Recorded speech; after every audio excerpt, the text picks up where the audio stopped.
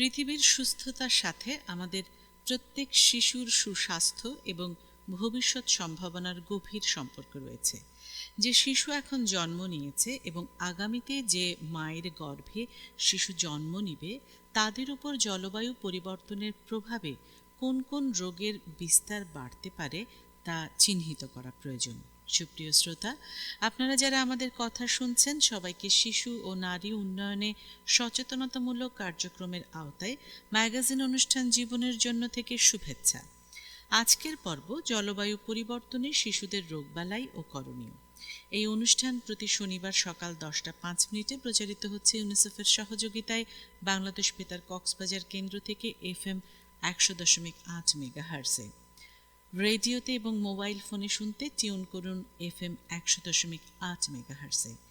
এছাড়া Facebook page এবং YouTube থেকেও পরবর্তীতে এই অনুষ্ঠান শুনতে পারবেন।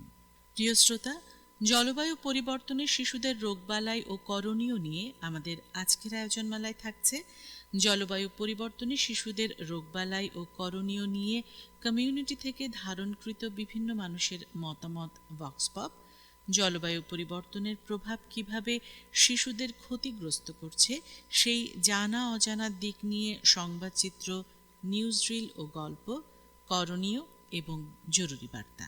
আমাদের শ্রোতা বন্ধুদের মধ্যে যারা শিশু ও কিশোর কিশোরী আছেন এবং আজকে যাদের জন্মদিন, সকলকে জানাই জন্মদিনের শুভেচ্ছা। এই জন্মদিনকে স্মরণীয় করে রাখতে আজকে এমন একটি উদ্যোগ নিন যাতে আপনাদের পরিবারের বা বন্ধুদের যে কোনো একটি সমস্যার সমাধান হয়। সুপ্রিয় শ্রোতা, জলবায়ু পরিবর্তনের প্রভাবে বদলে যাচ্ছে পৃথিবীর তাপমাত্রা, বৃষ্টিপাত এবং শীতকালীন সময়কাল। পরিবর্তিত জলবায়ুর সাথে বসবাস করতে না পারলে প্রতিনিয়ত ক্ষতিগ্রস্ত হবে শিশুদের স্বাস্থ্য, খাদ্য, পুষ্টি, পানি, পরিবেশ এবং শিক্ষা সহ বিভিন্ন অধিকার। বিভিন্ন বিশেষজ্ঞদের মতে জলবায়ু পরিবর্তনে বাড়তে পারে ফুসফুস ও হৃদরোগের সমস্যা, অ্যালার্জি, মানসিক রোগ, সংক্রামক রোগও। জলবায়ু পরিবর্তনের ফলে কোনো কোনো গাছপালার রেণু উৎপাদন বাড়লে হতে পারে হাঁপানি, অ্যাজমা ও অ্যালার্জিজনিত রোগ। সুপ্রিয় শ্রোতা, এখন জলবায়ু পরিবর্তনে শিশুদের রোগবালাই ও করণীয় নিয়ে শুনব কমিউনিটি থেকে ধারণ করা বিভিন্ন মানুষের মতামত ভক্স পপ। আর এটি ধারণ করেছেন রোজিনা আক্তার রোজি।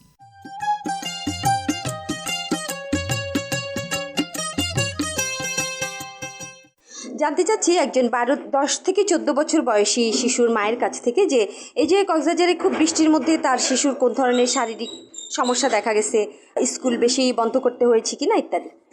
12 থেকে 14 বছর বয়সী মেয়েদেরকে যদি মানে স্বাস্থ্যের যে ক্ষতিটা হয় সেটা হচ্ছে জ্বর হয়, এরপর হচ্ছে বৃষ্টির সময় আর কি জ্বর হয়, এরপর হচ্ছে আপনার গলা ব্যথা হয়, মাথা ব্যথা হয়, সর্দি হয়, এরপর হচ্ছে আপনার এদের মানে বৃষ্টির সময় স্কুলে যেতে যদি প্রচুর বৃষ্টি হয় আর কি, তখন স্কুলে যেতে সমস্যা হয়। নিচু এলাকায় যদি স্কুলটা হয় ওখানে পানি ওঠার কারণে ওরা যদি ওই পানিগুলো যদি ওদের গায়ে লাগে তাহলে ওদের জন্য মানে আপনার এই যে মানে অ্যালার্জির সমস্যা হয়। এরপর হচ্ছে আপনার চর্মরোগের সমস্যা হয়। অ্যালার্জি মানে তো চর্মরোগের সমস্যা হয়। এর ফলে বিভিন্ন ধরনের ওরা মানে বৃষ্টির সময় বিভিন্ন ধরনের মানে 12 থেকে 14 বছর মেয়েদের, অনেক ছেলে বা মেয়েদের অনেক ধরনের সমস্যা দেখা দেয় বৃষ্টির সময় আর কি। কথা বলছি একজন কিশোরীর সাথে। গত 4-5 বছরে আবহাওয়ার কি পরিবর্তন হয়েছে? আমি একজন কিশোরী। গত 4-5 বছর আগে আমাদের কক্সবাজার জেলায় আবহাওয়ার অনেক পরিবর্তন হয়েছে। যেমন বেশি গরম, বেশি বৃষ্টি, বেশি গরমের সময় আমাদের মতো কিশোরীদের অনেক স্বাস্থ্যের সমস্যা হয়, যেমন পেট ব্যথা হয়, ডায়রিয়া, তারপর মাথা ব্যথা, তারপর জ্বর, সর্দি, এসব। পিরিয়ডের সময় পেট ব্যথা, বমি বমি ভাব এসব হয়। আবার বেশি বৃষ্টির সময় ঠান্ডা লেগে যায়, জ্বর, কাশি, সর্দি, গা ব্যথা। যখন বেশি গরম পড়ে তখন গরমে আমাদের খুব সমস্যা হয়। আবার বেশি বৃষ্টির সময় আমাদের অনেক সমস্যা হয়। কথা বলছি একজন ডেঙ্গু আক্রান্ত শিশুর মায়ের সাথে। তিনি জানাচ্ছেন তার শিশু যখন ডেঙ্গু আক্রান্ত হয়েছিল তখন তিনি কিভাবে চিকিৎসা নিয়েছেন। হ্যাঁ, আমার বাচ্চা যখন গায়ে জ্বর খুব হয়েছিল তখন আমি স্থানীয় কমিউনিটি সেন্টারে নিয়ে গেছিলাম। তখন ওইখান থেকে ওষুধ দিছে, ওগুলা কাজ হয় নাই। তখন সদর হাসপাতালে রেফার করাইছে। তারপর ওইখানে ভর্তি দিছে। ভর্তি দেওয়ার পরে ডাক্তারে দেখার পরে চিকিৎসা করছে। আর ওদের স্বাস্থ্যের জন্য মশুরি টাঙ্গা দিছে, স্যালাইন দিছে, ইঞ্জেকশন দিছে, তারপরে সুস্থ হয়ে বাড়ি চলে আসছে। কথা বলছি একটি স্বাস্থ্যকেন্দ্রের যিনি স্বাস্থ্য সেবা দান করছেন তার সাথে, যে এই যে ডেঙ্গু জ্বরে গুরুতর অবস্থায় যদি কোনো শিশু আসে তাহলে তারা কিভাবে তাদের সেবা দেন? ধন্যবাদ আপা। আমি হচ্ছি একটি কমিউনিটি ক্লিনিকের কমিউনিটি হেলথ কেয়ার প্রোভাইডার হিসেবে আছি। যে আমার কাছে যখন একজন রুগী আসে, তার মধ্যে যখন আমি জ্বর বা বিভিন্ন যখন জ্বর, বমি, সর্দি, কাশি এই ধরনের যখন রুগী আসে, তখন আমি তাকে সাথে সাথে হচ্ছে যেটা সর্বপ্রথম যেটা কাজ করি সেটা হচ্ছে তার প্রথমে জ্বর দেখি। যদি জ্বর দেখার পর তার প্রিভিয়াস হিস্ট্রি নেওয়ার পর যখন যা বুঝতে পারি যে কি তার মধ্যে ডেঙ্গুর লক্ষণ আছে, তখন আমরা তাকে সাথে সাথে হচ্ছে কক্সবাজার সদর হাসপাতালে রেফার করি।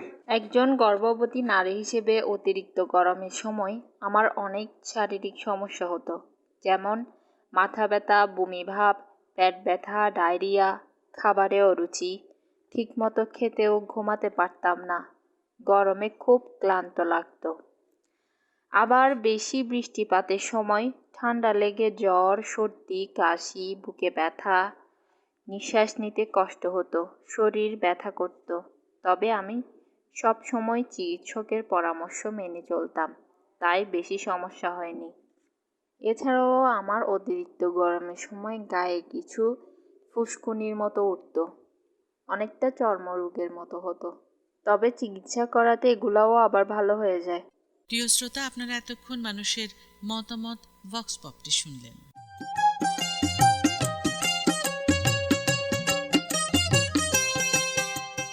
জলবায়ু পরিবর্তন এবং পরিবেশ দূষণে বহুগুণ জটিলতা বাড়তে পারে মা ও নবজাতকের জন্য, যেমন গর্ভাবস্থায় শিশুর স্বাভাবিক বৃদ্ধি না হওয়া, অপুষ্টি। গর্ভাবস্থায় মা যদি অসুস্থ থাকেন তবে নবজাতক শিশুর জন্য স্বাস্থ্য ঝুঁকি বাড়তে পারে। এই নিয়ে এখন আলোচনা ও মতামত বিনিময়ের জন্য স্টুডিওতে অতিথি হিসেবে উপস্থিত আছেন ডাক্তার আশিকুর রহমান, আরএমও ও বিভাগীয় প্রধান, জরুরি বিভাগ, জেলা সদর হাসপাতাল, কক্সবাজার। আসসালামু আলাইকুম, কেমন আছেন? ওয়ালাইকুম আসসালাম, ভালো আছি, আপনাদেরকে স্বাগত। আপনাকে অসংখ্য ধন্যবাদ আমাদের স্টুডিওতে উপস্থিত হওয়ার জন্য এবং আমাদের অতিথিদের উদ্দেশ্যে কথা বলবার জন্য। ধন্যবাদ। তো আমরা কথা না বাড়িয়ে আপনার কাছে প্রথম প্রশ্নে চলে যাব। আপনার কাছে আমার প্রথম প্রশ্ন, অতিরিক্ত গরম, বৃষ্টিপাত, শীত এবং পরিবেশ দূষণে গর্ভবতী মায়ের কোন কোন ধরনের স্বাস্থ্য সমস্যা হতে পারে বা রোগে আক্রান্ত হতে পারে? এই ধরনের পরিস্থিতি মোকাবেলায় গর্ভবতী মায়েদের কি করা প্রয়োজন? দেখুন, একজন গর্ভবতী মায়ের যে গর্ভকালীন অবস্থাটা, সেটা সবারই একটা আরাধ্য জিনিস থাকে। তো সেই সময় সুস্থতা থাকার দুজনের জন্যই প্রয়োজন, কারণ নিজের সুস্থতা, পাশাপাশি গর্ভস্থ ভ্রূণ অথবা যে বাড়ন্ত শিশু, তার সুস্থতার জন্য দুজনেরই একটি স্বাভাবিক পরিবেশ প্রয়োজন। অতিরিক্ত গরমে আমরা দেখেছি যে সাধারণত যেটা হয় যে পানিশূন্যতা এবং পাশাপাশি যে তীব্র হিট স্ট্রোকের জনিত কিছু রোগ হয়, সেগুলো এই গর্ভবতী মায়েদের গর্ভজটিলতা, বাচ্চার পরিপূর্ণভাবে বৃদ্ধি এবং মায়ের যে শারীরিক বিভিন্ন জটিলতা দেখা দেয়। আরেকটা যেটা বললেন যে তীব্র শীত অথবা এই ধরনের যে শীতের এগুলো থাকে, সেগুলোর ক্ষেত্রে যদি পরিবেশ দূষণ, সেই পরিবেশ দূষণ একজন গর্ভবতী মায়ের এবং তার যে গর্ভস্থ ভ্রূণ, তার ডেভেলপমেন্ট বা যে জন্মগতভাবে যে বৃদ্ধিটা হচ্ছে, সেটাকে মারাত্মকভাবে ব্যাহত করে। যে শিশুর যে স্বাভাবিক বাড়ন্ত প্রক্রিয়া অথবা যে স্বাভাবিক একটা বাড়তি ওজন এবং তার যে ডেভেলপমেন্ট, বিভিন্ন অঙ্গগুলো যে বাড়ছে এবং শরীরের যে অঙ্গ প্রত্যঙ্গগুলো ডেভেলপ করছে, সেগুলোতে ব্যাহত হয় আমরা দেখেছি। এবং কিছু কিছু ক্ষেত্রে পরিবেশের মারাত্মক দূষণের কারণে অপরিণত শিশুর জন্ম হয়, এমনকি গর্ভস্থ শিশুর অকাল গর্ভপাতও হতে পারে এই পরিবেশ দূষণের কারণে। এবং এই পরিবেশ দূষণগুলো কিন্তু গর্ভস্থ শিশু এবং মা, তাদের যে স্বাস্থ্য, সেই স্বাস্থ্যের উপর মারাত্মকভাবে পরবর্তীতে যখন একটা মাস গর্ভপাত শেষ পর্যায়ে যায়, তখন দেখা যাচ্ছে ডেলিভারির আগে এবং পরবর্তীতে মারাত্মক জটিলতায় ভরে কারো কারো ক্ষেত্রে উচ্চ রক্তচাপ, কারো কারো ক্ষেত্রে অতিরিক্ত রক্তক্ষরণ হয়ে অকাল মৃত্যু হতে পারে। এই ধরনের পরিস্থিতি হলে গর্ভবতী মায়েদের কি করা প্রয়োজন বলে আপনি মনে করেন? প্রথমে বলবো যে যদি আমাদের পরিবেশ দূষণ যেগুলো বলবো, তো পরিবেশের যেহেতু বিভিন্ন উপাদান আছে, আমরা জানি যে বায়ু, পানি অথবা এগুলোর ক্ষেত্রে বেশিরভাগ ক্ষেত্রে যে দূষণটা সবচেয়ে বেশি মায়েদের ক্ষেত্রে, যে সেটা বলা হয় যে বায়ু দূষণের ক্ষেত্রে যে এখন যে ফ্লু বা ফ্লু সিজনে যেগুলো হয় বিভিন্ন ভাইরাসগুলো থাকে অথবা বিভিন্ন ধুলাবালি অথবা এগুলো অনেকের যে অ্যাজমা শ্বাসটান হাঁপানির যে রোগটা থাকে সেটা বাড়তে হতে পারে। তো সেই ক্ষেত্রে স্বাস্থ্যবিধি মেনে চলা, যে শুরু থেকে আমরা কোভিডে যেটা মেনে আসছি যে হাঁচি কাছে যে স্বাস্থ্যবিধি এবং সেগুলো নিয়ম মেনে চলা, পাশাপাশি যদি দেখা যাচ্ছে কারো গর্ভস্থ আসার পরে শিশু আসার পরে তার শ্বাসকষ্ট অথবা হাঁপানি এই ধরনের থাকে, একজন রেজিস্টার্ড চিকিৎসকের পরামর্শ গ্রহণ করা এবং নিয়মিত চেক আপে থাকা। কারণ ডেলিভারি একটা ইফোর্ট দিতে হয়, একটা প্রেশার থাকে ডেলিভারির সময়টায়। যদি একটা মায়ের শ্বাসজনিত সমস্যা অথবা এই যে পরিবেশ দূষণ কারণে তার ফুসফুসে সংক্রমণ হয় বারবার, তাহলে কিন্তু যে তার গর্ভস্থ ভ্রূণ অথবা যে প্লাসেন্টা সেই আশেপাশে বিভিন্ন রক্ত জমাট থেকে শুরু করে অকাল মৃত্যু এবং ওগুলোর ক্ষেত্রে অকাল গর্ভপাত এবং এগুলো সহ জটিলতা দেখা দেয়। সেই জন্য আমরা বলবো যে শুরু থেকেই পরিবেশ দূষণের ক্ষেত্রে এই ধরনের যে বায়ু দূষণের ক্ষেত্রে এইসব সুরক্ষা কবচগুলো গ্রহণ করা, পাশাপাশি একজন চিকিৎসকের তত্ত্বাবধানে থাকা, যে তার অ্যাজমা, তার অ্যালার্জিক যে সমস্যা অথবা পরিবেশের ধুলাবালি যদি কোনো ধরনের ডাস্ট অ্যালার্জি থাকে সেগুলো থেকে যদি উনি নিরাপদে থাকতে পারেন তাহলে একদম তার মাও নিরাপদে থাকবে, তার ভিতরগত যে শিশু বা ভ্রূণ আছে, এবং কারো কারো ক্ষেত্রে দেখা যাচ্ছে যে টুইন প্রেগনেন্সি থাকে সেখানে কিন্তু আরও জটিলতা হয়। সেই জন্য বলবো আমরা একজন শিশু বিশেষজ্ঞ অথবা একজন গাইনি বিশেষজ্ঞ অথবা একজন মেডিসিন বিশেষজ্ঞের মাধ্যমে যদি এই ধরনের সমন্বিত চিকিৎসা চালিয়ে নিতে পারে, অন্তত রেজিস্টার্ড চিকিৎসকের পরামর্শ নেয়, তাহলে কিন্তু এই গর্ভ এবং গর্ভকালীন জটিলতা, বায়ু দূষণ অথবা পরিবেশ দূষণ জটিলতা এগুলো থেকে পরিত্রাণ পাওয়া সম্ভব। ধন্যবাদ। অতিরিক্ত গরমে বা বৃষ্টিপাতের কারণে শিশু ও কিশোর কিশোরীদের মধ্যে দেখা দিতে পারে টনসিলের ঘা, কানের সমস্যা, ঘন ঘন সর্দি কাশি, মশাবাহিত রোগবালাই, রোটা ভাইরাস থেকে মারাত্মক ডায়রিয়া। গরমে বা বৃষ্টিপাতের কারণে বেশিরভাগ সময় ঘরে বসে থাকলে বাড়তে পারে অতিরিক্ত ওজনও। এখন অতিথির কাছে রয়েছে আমার দ্বিতীয় প্রশ্ন, আর প্রশ্নটি হচ্ছে, কক্সবাজারে গরমে বা বৃষ্টিপাতের সময় শিশু ও কিশোর কিশোরীদের মধ্যে কোন কোন ধরনের রোগ বেশি দেখা যায়? অসুস্থ হয়ে বেশিরভাগ সময় ঘরে বসে থাকলে তাদের আর কোন কোন স্বাস্থ্য ঝুঁকি বাড়তে পারে বলে আপনি মনে করেন? স্বাস্থ্য সংকট মোকাবেলায় শিশু ও কিশোর কিশোরীদের রোগ প্রতিরোধ ক্ষমতা বাড়ানোর জন্য কি কি পদক্ষেপ নেওয়া প্রয়োজন?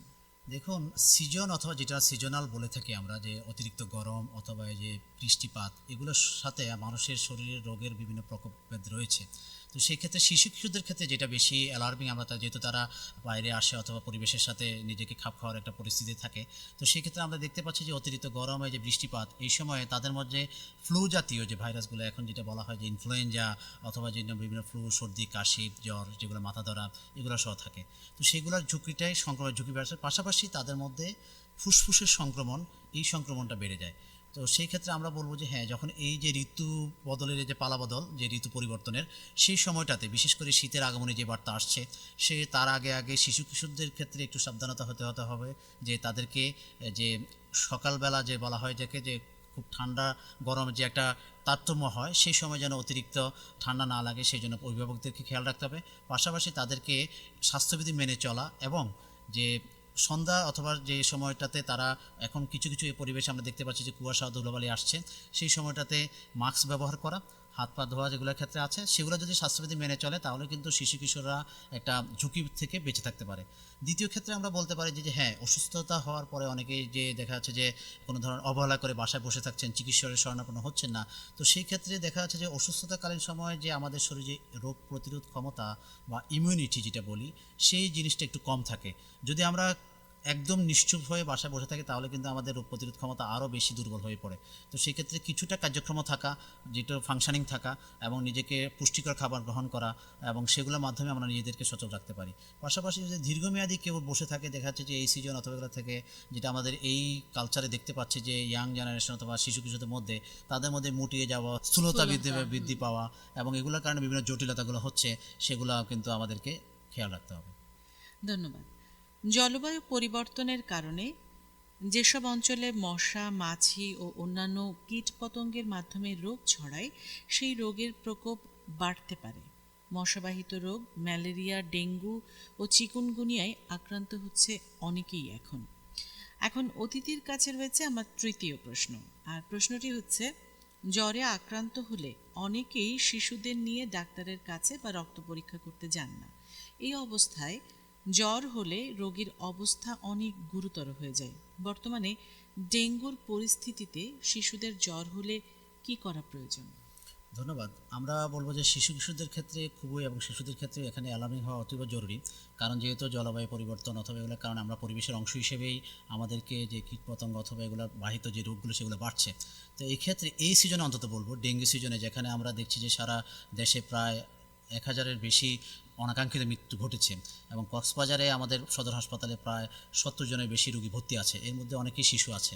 তো সেক্ষেত্রে শিশুদের ক্ষেত্রে আমাদের বিশেষ নির্দেশনা থাকবে স্বাস্থ্য বিভাগের পক্ষ থেকে, যদি কারো একদিনে জ্বর অথবা বমি, 3বারের বেশি বমি থাকে, পাতলা পায়খানা হয়, শিশু খেতে না পারে, দুর্বল হয়ে যায়, নেতিয়ে পড়ছে, শ্বাসকষ্ট হচ্ছে, প্রস্রাব পরিমাণ কম হচ্ছে এবং শিশু মাথা ব্যথা সহ সময় অজ্ঞান অথবা খিচুড়ি মতো হচ্ছে, তাহলে কিন্তু মাথায় রাখতে হবে যে এগুলো এক ধরনের বিপদচিহ্ন। এই জন্য আমরা বলবো যে ডেঙ্গুর এই সিজনে অবশ্যই জ্বর আসার সাথে সাথে নিকটস্থ স্বাস্থ্যসেবা কেন্দ্রে পরামর্শ নিন চিকিৎসকের এবং প্রয়োজনে টেস্ট করুন। কারণ শুধু ডেঙ্গু না, ডেঙ্গু ছাড়াও বিভিন্ন রোগগুলোর ক্ষেত্রে কিন্তু এই ধরনের সংক্রমণগুলো হচ্ছে।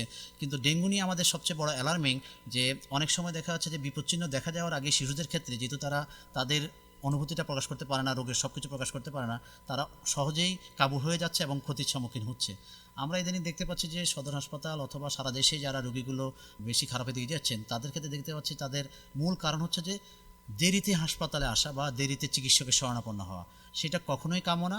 আমরা বলবো যে স্বাস্থ্য বিভাগের পক্ষ থেকে ডেঙ্গু এবং এই জটিলতা এবং এই যে পরিস্থিতিগুলো যে জ্বরের যে বিভিন্ন ভয়াবহতা আসছে সেগুলোর থেকে পরিত্রাণ পাওয়ার জন্য শুরুতে আপনার চিকিৎসকের কাছে আসুন, আপনার ডেঞ্জার সাইনগুলো সম্বন্ধে চিকিৎসককে জানান এবং প্রয়োজনে পরীক্ষা নিরীক্ষা করে নিশ্চিত হন যে কোনো ধরনের ঝুঁকি রয়েছে কিনা। তাহলে কিন্তু আমাদের যে কোমলমতি শিশু তাদেরকে আমরা সুরক্ষা করতে পারবো এবং জ্বরের যে জটিলতা, ডেঙ্গু জ্বরের যে জটিলতা সেগুলো থেকে আমরা শিশুদেরকে রক্ষা করতে পারবো।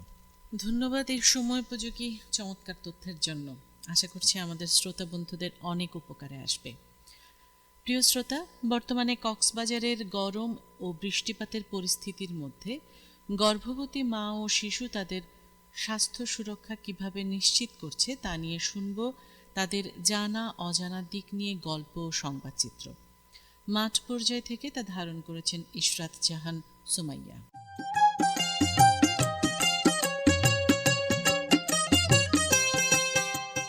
আসসালামু আলাইকুম সুপ্রিয় দর্শক শ্রোতা, আশা করছি সকলেই ভালো আছেন। আমরা জানি যে জ্বরে আক্রান্ত হলে অনেকেই শিশুদের নিয়ে ডাক্তারের কাছে বা রক্ত পরীক্ষা করাতে যান, আবার অনেকেই যান না, অনেকে আবার সুযোগ থাকার পরেও যেতে চান না। তাছাড়া বর্তমানে ডেঙ্গু জ্বরের পরিস্থিতিতে হাসপাতালে অনেক ভিড় থাকে। এই অবস্থায় জ্বর হলে শিশুর অবস্থা অনেক গুরুতর হয়ে যায়। যদি কারোর মধ্যে ডেঙ্গু জ্বরের বিপদচিহ্ন দেখা যায় তাহলে তার চিকিৎসা কোথায় করা হচ্ছে? কক্সবাজারের হাসপাতালে, স্বাস্থ্যকেন্দ্রে এবং বিভিন্ন ফার্মেসিতে কী কী ধরনের ব্যবস্থা আছে? শিশুদের চিকিৎসার জন্য বিশেষ কোনো ধরনের ব্যবস্থা আছে কিনা, এই বিষয়ে আমরা আজকে শুনব। চলুন একজন গর্ভবতী মায়ের অভিজ্ঞতা শুনে আছি। আসসালামু আলাইকুম, আমি একজন মা।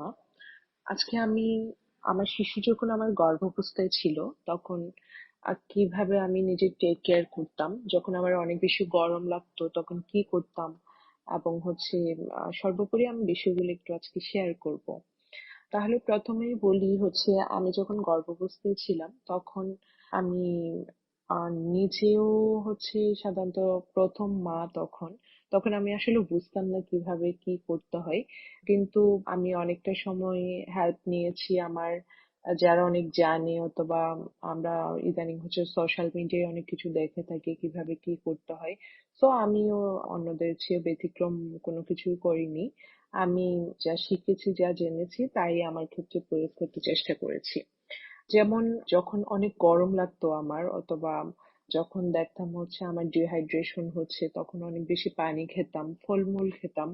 কারণ গরমকালে আমাদের এমনিতেই স্বাভাবিক অবস্থাতেই শরীরের অবস্থা খুব খারাপ থাকে। যেমন আমরা কোনো কাজ করলে শারীরিক যে হাঁটা চলা অথবা অন্যান্য বাইরে গেলে আমাদের গরমের পরিমাণটা আমাদের অনেক বেশি পরিমাণের হয় আর কি। কিন্তু একজন মা যখন গর্ভাবস্থায় থাকে, একজন স্বাভাবিক মানুষের চেয়ে বেশি হয়তো তার গরম লাগে, এবং সে অনেক ঘামায়। তখন তার ঘাম একদিক দিয়ে যেহেতু শরীরের টক্সিকটা বের করে দিচ্ছে, আবার অন্যদিক দিয়ে দেখা যাচ্ছে অতিরিক্ত ঘাম হলে আমাদের শরীরে ঠান্ডা লেগে যেতে পারে, যেটা গর্ভাবস্থার জন্য খুবই খারাপ একটা বিষয়। আর সেই সময় আমি বরাবরের মতো অতিরিক্ত পানি খেয়েছি। মৌসুমী ফলমূল খেয়েছি, তরল খাবার খেয়েছি এবং সবসময় খোলামেলা পরিবেশে থাকতাম। আর দরজা জানলা খুলে রাখতাম। আর সবসময় বাসা ঘরদোর পরিষ্কার রাখতাম, যাতে নিজের পরিবেশটা সুন্দর থাকলে, পরিষ্কার পরিচ্ছন্ন থাকলে সেক্ষেত্রে দেখা যায় অনেক ক্ষেত্রে আমাদের নিজের শারীরিক অবস্থাও ভালো লাগে। ধন্যবাদ সবাই।